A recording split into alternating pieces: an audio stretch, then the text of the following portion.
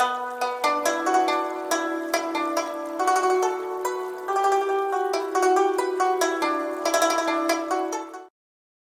the last few decades, China has experienced unprecedented economic growth. With the massive expansion, problems of Western countries have begun to infiltrate the population.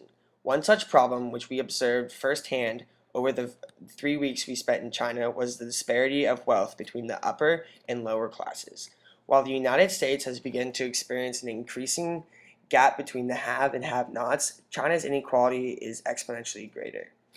China's inequality is exponentially greater. The Gini coefficient, an index which measures social mobility and equality, hit a Chinese low of 0.474 in 2012, which is just slightly below the warning level of zero point 0.4 set by the United Nations, according to China's National Bureau of Statistics.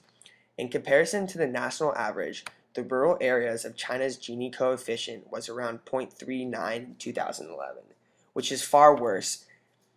Many foreign scholars believe these numbers to actually be manipulated by the Chinese government in an effort to shed a better light on their country. In a survey taken by the China Youth Daily, a total of 66% of respondents chose income distribution as the most pressing issue for policymakers to undertake, followed by policies designed to fight corruption.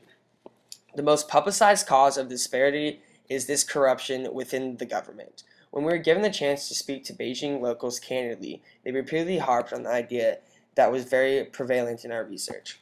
Disparity is especially wide between the politically connected and those without power. Investment opportunities for the privileged have created fortunes for the few that may not have been captured by MBS surveys. For a country of over 1.3 billion, this is a very inefficient method of handling the problems that arise and creating national wealth. The corruption also comes into play with the Chinese car lottery system. In 2013, the China Daily News reported that the average Beijing citizen had a 1 in 80 chance of being selected to win the lottery. This lottery only allows you to buy a car. Cars are not given away. In contrast, when we ventured out to Beijing nightlife, the parking lots were flooded with a younger population driving Ferraris, Bentleys, and any other luxury car imaginable.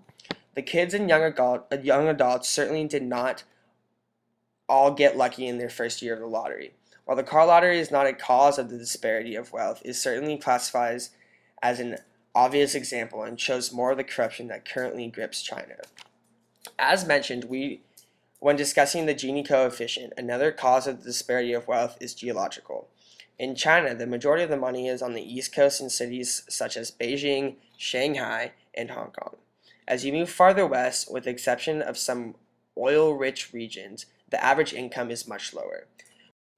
With large expansions of desert and mountains, Western China is much less lucrative for the foreign investors that assisted in kickstarting China's economy decades ago. Moreover, the lack of an abundance of deep water ports inland prevents large-scale exporting. With the export business being so essential to the economy, a new niche must develop in the rural lands for the disparity to shrink. Because of demand from its citizens, China has begun to address wealth inequality. The government has promised to double per capita incomes of all citizens by 2020 from 2010 levels. But comparing net income for the rural poor with disposable net income for more affluent urbanities may cloud the extent of inequality, meaning the ways in which China has begun its reforms simply continue to manipulate the results of its efforts. However, they have also developed multiple straightforward plans to help shrink the wealth gap.